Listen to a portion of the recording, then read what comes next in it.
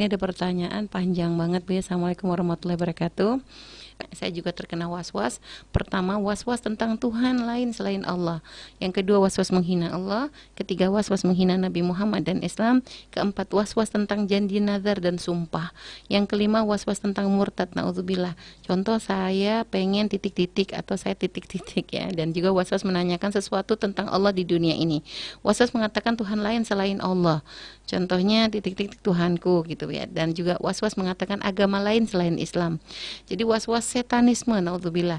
Saat itu saya sudah berkali-kali melawan dengan kata setan itu musuhku, tapi di setiap saya mengatakan itu pasti tiba-tiba muncul kata Tuhan. Misal kata setan itu betul. Terus selanjutnya kadang jika saya melawan dengan kata saya hanya menyembah Allah gitu, nanti kata hati seperti ada yang melesetkan dengan menyembah lainnya. Seperti itu juga jika saya melawan dengan kata Tuhanku hanya Allah, seperti itu ada yang melesetkan juga. Yang ke-10 was-was tentang anak saya di masa depan. Yang ke-11 was-was tentang ateisme. Yang ke-12 was-was tentang neraka. Yang ke-13 mengatakan niat buruk dengan kalimat saya niat karena Allah Ta'ala gitu. Nah, saya juga mengelawan dengan saya ganti dengan niat taubat. Saya sampai sering nangis dan juga sering cerita lewat ke teman-teman saya juga sering bersyahadat, juga sering banyak doa dan juga sering melawan. Bahkan kadang saya takut kalau semua was-was tidak sengaja, karena saya punya kebiasaan sesuatu karena takut dalam hati berkata buruk. Di saat itu kata hati saya sedang bicarakan artis yang murtad gara-gara cinta. Nah saat itu saya benar artis itu murtad gara-gara cinta, naudzubillah. Nah saat itu mulut saya berkata ya gitu, tapi saya masih kebayang-bayang. Saya takut kalau mengiyakan niat murtad dalam hati, naudzubillah. Jadi itu intinya Bu ya. Baik, silakan dijawab Bu ya. Adapun was-was, orang was-was tidak bisa, orang was-was itu yang bisa menyelesaikan adalah dirinya sendiri. Ya, ya. Kalaupun seandainya tadi bertanya kepada kami jawab. Nanti ketemu Ustadz lain lagi pasti bertanya dengan pertanyaan serupa. Biarpun jawabannya serupa, tetap saja dia bertanya. Karena apa? Sudah kena was-was, biarpun diberi jawaban yang jelas, dia tetap saja melihat yang tidak jelas. Tetap saja was-was. Diperangi, dilawan, apalagi khususan masalah keimanan. Dan yang bisa memerangi adalah diri Anda sendiri. Buya hanya bisa cerita, itu adalah was-was. Yang jelas gini, Anda diuji oleh Allah, itu penyakit. Seperti halnya penyakit lahir dan batin, itu sama. Kalau Anda mujahadah perangi, Anda dapat pahala. Seperti orang yang punya penyakit dohir, sakit dohir, dia bersabar, maka dia mendapatkan pahala. Maka Anda semacam itu, Anda perangi, terus Anda perangi. Tapi Anda pun tidak boleh terlalu terpuruk. Ya, ya. Mungkin jangan, mungkin nggak usah mikir atau seperti apa. Iya memang, Anda tidak perlu fokus ke sana.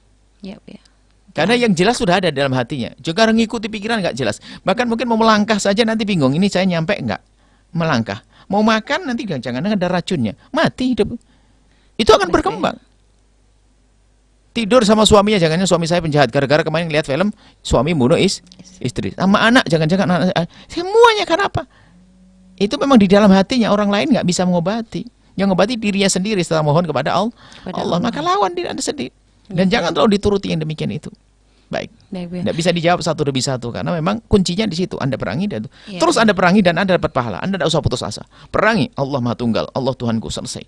Katakan tidak. Kalau ada yang mengatakan dengan bisikan-bisikan bahasanya tidak ada Tuhan dan sebagainya, katakan Allah ada. Seperti itu, diperangi oleh dirinya sendiri.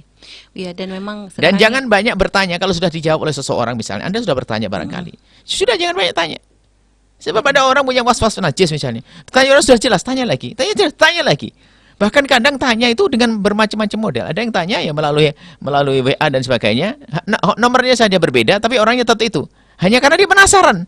Karena ngikuti wasnya. Orangnya itu saja. Seperti itu. Ya. Karena tadi juga menyampaikan dia sering cerita ke teman-temannya juga Bu ya. Sama itu, karena was-was dia. Terus begitu. Dan Bu ya, kalau melihat kan sekarang kayak banyak banget gitu tuh Bu ya, yang kena was-was seperti itu. Itu kemungkinan dengan apa sebabnya biasanya Bu ya, sebab munculnya semuanya itu adalah tidak ada, semuanya berangkat dari yang kecil. Makanya kenapa kita perlu yakin ilmu. Maka belajar itu kan untuk menghilangkan was-was. Maka Imam Ghazali sendiri mengatakan tidak ada seorang fakih ahli ilmu was-was. Gitu, ya. Was-was itu tidak jelas yang diikuti. Mengikuti yang tidak jelas kan aneh. Baik, ya. Orang was-was sudah dijelaskan, aslinya tidak najis, tapi masih kayak najis. Sudah dibilang oleh Islam enggak najis, tapi kayak najis. Enggak najis sudah. Ya, itu penyakit sudah.